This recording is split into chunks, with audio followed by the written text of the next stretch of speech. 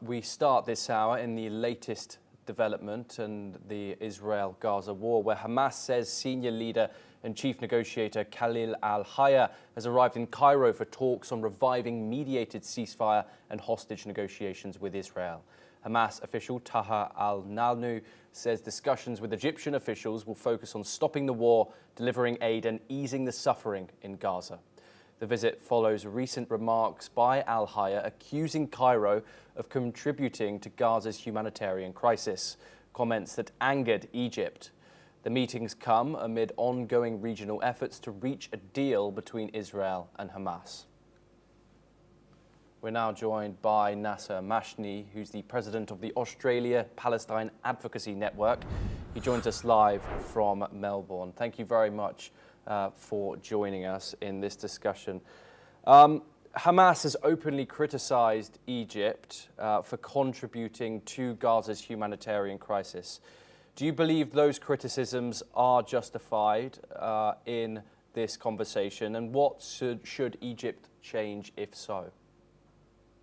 Oh, there's no question. Thank you, Thomas, for allowing me on your show today. There's no question that Egypt is complicit. It's complicit since this genocide began on October 7th, but also has been complicit for the entirety of the siege on Gaza, which is now extended almost 20 years. Egypt has allowed Israel to maintain that air, land and sea blockade. And what we should have seen with thousands of trucks of aid sitting at the border is the Egyptian army escort that aid in.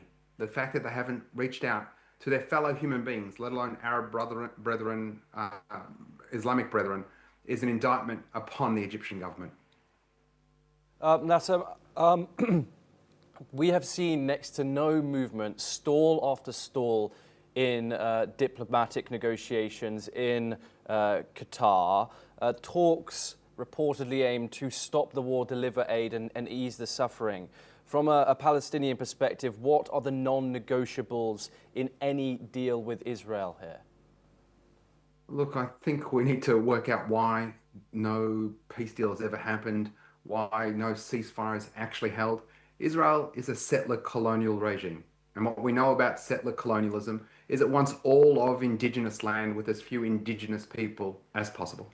October 7 was never about Hamas. October 7 was about conquering all of historic Palestine and expelling the Palestinians of Gaza. What they've done in the past 2 years, enabled by a compliant West that is not checked up, not stopped arms shipments, has enabled with diplomatic impunity for Israel to make Gaza uninhabitable.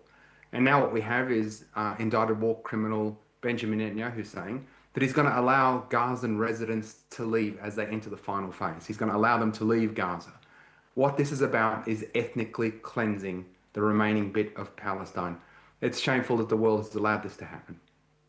Yes, Nasser, please stay with us as we have further developments to discuss. United Nations Secretary General Antonio Guterres has